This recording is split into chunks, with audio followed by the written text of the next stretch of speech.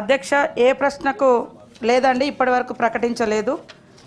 B ప్రశ్నకు ఉత్పన్నం కాదు. సి ప్రశ్న ఈ విషయం పరిశీలన ఉంది అధ్యక్ష. గౌరవ సభ్యులు. అధ్యక్ష, ఈ చైల్డ్ డెవలప్మెంట్ ప్రోగ్రామ్ అనేది 1973లో ప్రారంభమైంది అధ్యక్ష. ఆంధ్ర ప్రాంతంలో ఒక ట్రైబల్ ప్రాంతంలో, తెలంగాణలో ఒక ట్రైబల్ జిల్లాలో 2 ప్రారంభించారు. నేడది 35,000 అంగన్వాడీ కేంద్రాలతోటి దాదాపు 70,000 మంది పనిచేస్తున్నారు అధ్యక్ష. తెలంగాణ రాష్ట్ర సాధనకు ముందు 14 ముందు వీరికి కేవలం 4,200 రూపాయలు ఆనరోరియం ఉండేది అధ్యక్ష. తర్వాత తెలంగాణ ప్రభుత్వం, కేసీఆర్ గారి ప్రభుత్వంలో, మా ప్రభుత్వంలో మొదటిసారిగా 7,000 రూపాయలు, రెండోసారి 10,500, మూడోసారి 13,650 రూపాయలకి వేతనాలు పెంచడం జరిగింది అధ్యక్ష. ఈ క్రమంలో కొన్ని మంత్రి గారి దృష్టికి తీసుకురావాల్సింది, ఇది చాలా పెద్ద శాఖ. దాదాపు 6 నుంచి 7 లక్షల మంది చిన్న విద్యార్థులు, ప్రీ స్కూల్ విద్యార్థులు చదువుకుంటున్నారు. చాలా కీలకమైనటువంటి ఒక శాఖ ఇది. 70,000 మంది పనిచేస్తున్న శాఖ. మా సీతక్క గారు కానీ, రేవంత్ రెడ్డి గారు కానీ ఎన్నికల ముందు వారు 26 రోజులు నిరాహార దీక్ష చేస్తే వీరి నిరాహార దీక్ష కేంద్రాలు కూడా సందర్శించి మిమ్మల్ని రెగ్యులరైజ్ చేస్తాం, కనీస వేతనం మీకు ఇస్తామని చెప్పని హామీ ఇస్తూ ఆ 26 రోజుల వేతనం కూడా మా ప్రభుత్వం వస్తే ఇస్తామని చెప్పిన అధ్యక్ష. ఇప్పటికి సంవత్సరం గడిచింది. మేము ఈ అంగన్వాడీ వర్కర్లు అనేది అధ్యక్ష, తెలంగాణ ప్రభుత్వంలో చదువు చెప్పే వీరిని వర్కర్లు అనకూడదని చెప్పని ఉపాధ్యాయులుగా ట్రీట్ చేయడం జరిగింది అధ్యక్ష. మినీ అంగన్వాడీ కేంద్రాలని కూడా ఏర్పాటు చేయడం జరిగింది. వారు కూడా మంచి వేతనం ఇచ్చేది అధ్యక్ష. కాంగ్రెస్ ప్రభుత్వం వచ్చాక మినీ అంగన్వాడీ కేంద్రాలని తీసివేసి వారిని మళ్ళీ తిరిగి హెల్పర్స్ లాగా చేయడం అనేది జరిగింది అధ్యక్ష. వాళ్ళు కూడా చాలా బాధకు గురవుతున్నారు. వారు అడుగుతున్నారు అధ్యక్ష, ఈ కిరాయిలకు సంబంధించి కానీ, కూరగాయలకు సంబంధించి కానీ, గ్యాస్కు సంబంధించి కానీ ఎప్పుడు వస్తాయి ఏంది అనేది కూడా సరిగా తారీఖు లేవు. ధరలకు సంబంధించి కూడా కొంత గందరగోళం ఉంది. 3-4 నెలలకోసారి ఇస్తున్నారు. సెంటర్ల మీద అనేకమైనటువంటి ఆరోపణలు వస్తున్నాయి. వారి ఇబ్బందులు కూడా గురవుతున్నారు అధ్యక్ష.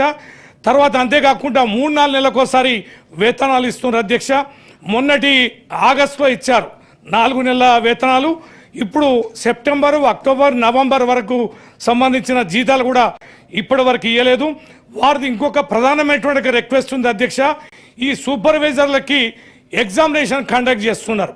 వీరు సీనియారిటీ ప్రకారం వారికి ప్రమోషన్స్ అనేటివి ఇవ్వాలి, కానీ ఈ పరీక్ష విధానాన్ని రద్దు చేయమని వారు గతంలో మిమ్మల్ని కూడా కోరారు, అనేక సందర్భాల్లో కోరారు.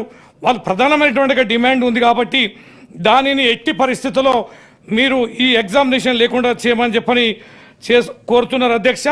వేతనాలు మాత్రం మరి 18,000 ఇస్తారా, 26,000 ఇస్తారా, అవి ఇచ్చి వారిని పనిభారాన్ని కూడా అధ్యక్ష, ఏదైనా ఇప్పుడు అంగన్వాడీ టీచర్లే, ఇప్పుడు బిఎల్ఓస్ ఎన్నికలు వచ్చినంటే వారే.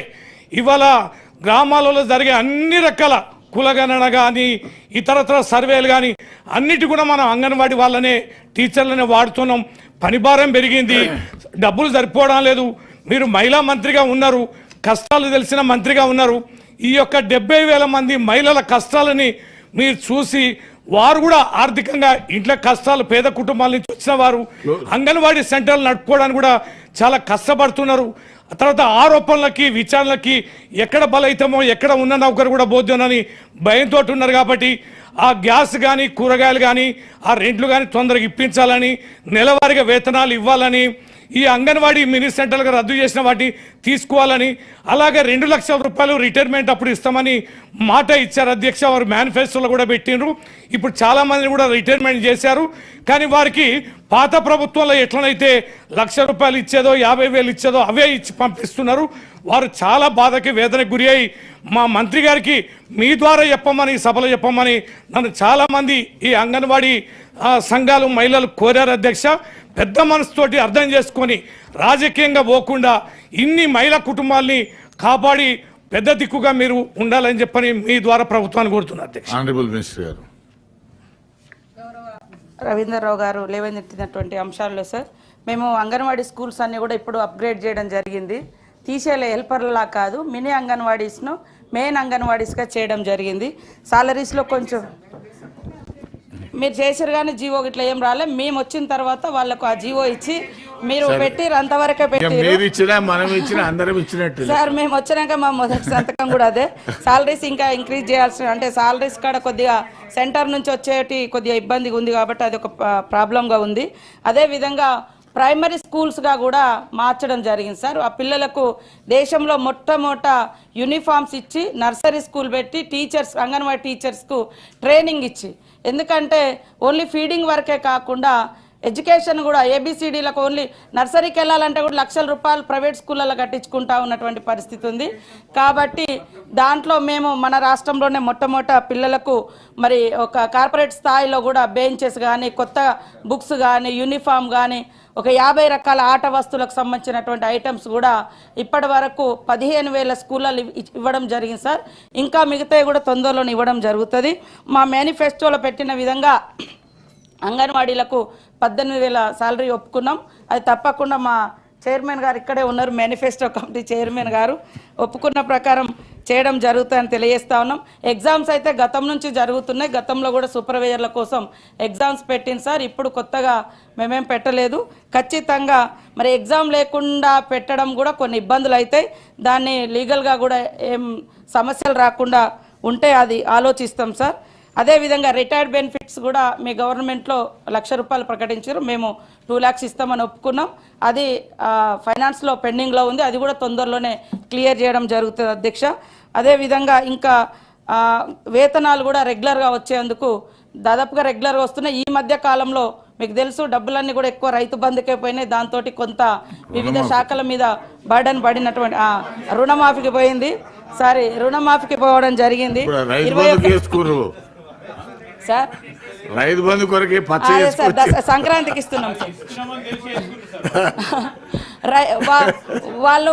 ఇంతకుముందు అంటే సబ్జెక్ట్ కాదు, కవిత గారు చెప్పినప్పుడు రామప్పది అది చెప్పింది రుణమాఫీ కోసం చెప్పింది సార్ ఆయన, మా సీఎం గారు.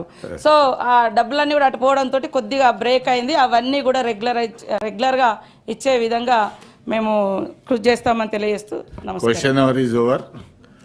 All the papers are deemed to have been laid on the table of the House.